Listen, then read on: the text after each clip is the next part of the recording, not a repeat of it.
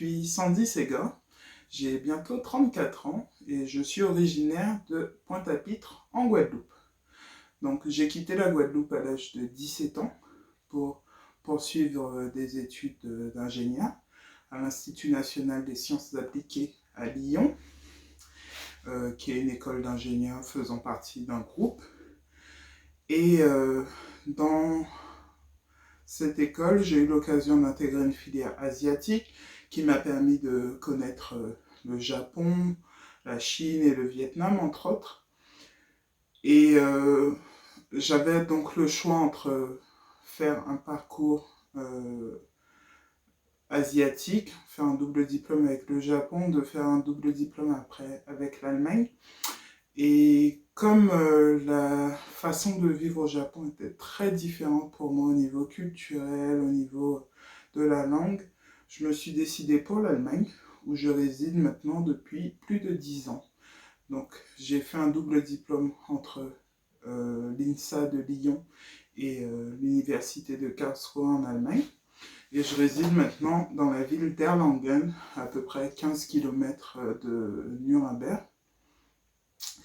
Et j'exerce la profession d'ingénieur en mécanique. Je travaille pour la société Michelin, fabricant de pneumatiques français. Et je dirige une équipe en fait qui contrôle que la qualité des pneus qui sortent de l'usine correspondent aux standards de la société Michelin. Donc, comme je l'ai dit auparavant, je vis en Allemagne depuis la fin de mes études, car la culture m'a plu, la langue m'a plu, je m'y suis très bien fait, et j'ai connu mon compagnon ici également. Donc la signification de l'Allemagne pour moi, forcément, c'est là où j'ai commencé ma vie professionnelle, et c'est aussi là où j'ai eu mes deux filles.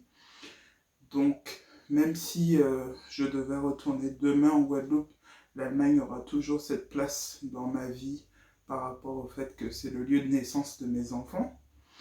Mais je conçois tout de même de retourner un jour en Guadeloupe pour y vivre et pour exercer ma profession si possible. Et c'est pourquoi c'était très important pour moi de trouver un compagnon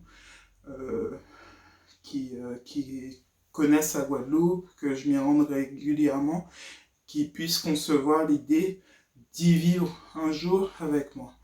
Et donc dans cette optique,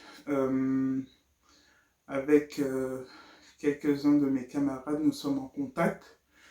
Et le but à moyen terme, disons, ce serait qu'on puisse revenir afin de créer une structure semblable à l'INSA en Guadeloupe ou en Martinique.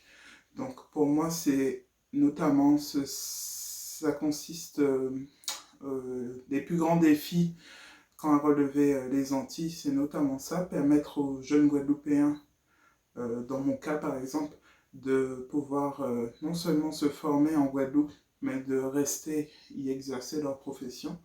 Et dans cette optique, ce qui serait nécessaire, c'est la mise en place d'infrastructures, notamment par la formation, afin que les Guadeloupéens puissent rester exercer leur métier en Guadeloupe.